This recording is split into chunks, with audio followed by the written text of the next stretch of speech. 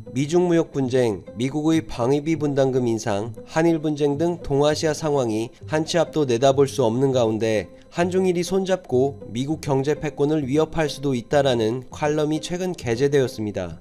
칼럼의 저자 다리우스 국제변호사는 뉴질랜드에서 활동하는 아태평양의 미국 외교정책에 관한 전문가로 미국 유명 시사주간지 뉴스위크 등 여러 미디어에 글을 써오고 있으며 최근 미국 일방주의가 한국과 일본을 중국의 품으로 떠밀고 있다라는 제목의 기사를 러시아 미디어 RT를 통해 전했습니다.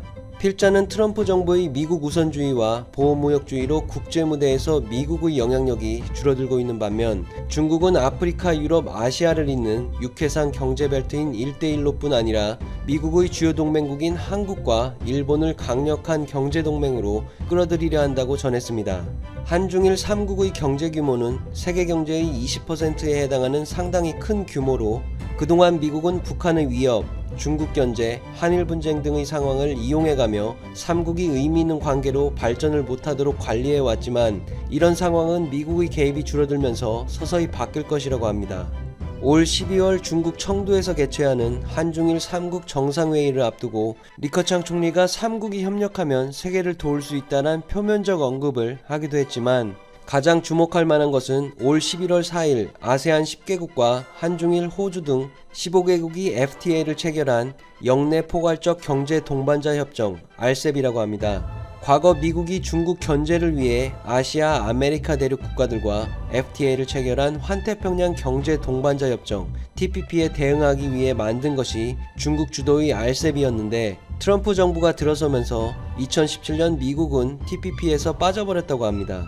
RCEP은 세계 GDP의 3분의 1, 세계 인구의 절반, 세계 교육의 30%를 차지하는 세계 최대 규모의 경제 블록으로 필자는 RCEP 협정에서 강조한 개방과 규칙에 기반한 국제 무역 시스템과 가치 사슬의 확장에 RCEP이 상당한 기여를 할 것이다란 말이 현재 여러 방면에서 국제 무역을 방해하고 있는 트럼프 정부에게 험담처럼 들릴 것이라고 합니다.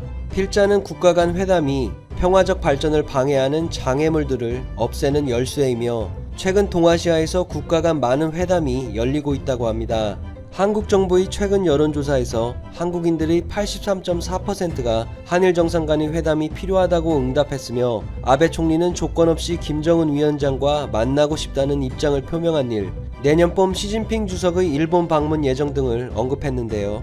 필자는 그렇다고 해서 하루아침에 한중일이 미국의 경제 패권을 가져오지는 않을 것이며 아직 북한, 영토 분쟁, 한일 분쟁 등 한중일은 항상 걸림돌이 있을 것이라고 합니다.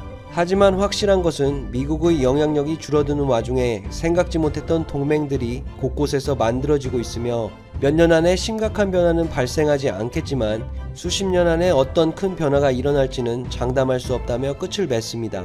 이 기사를 게재한 RT는 러시아, 미국 등 세계에서 인지도가 높은 미디어이지만 러시아 정부의 대변인이라는 비판을 받고 있는 만큼 이 점을 감안하고 봐야겠습니다.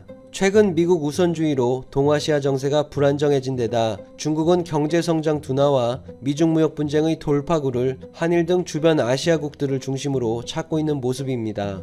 하지만 현재 우리나라 입장에서 배상 판결을 이유로 무역 보복을 하는 일본이나 사드 경제 보복, 자국 기업의 과도한 밀어주기를 하는 중국과 손잡고 강력한 경제 동맹을 이루기에는 필자가 말한 듯이 가까운 미래에는 불가능해 보입니다.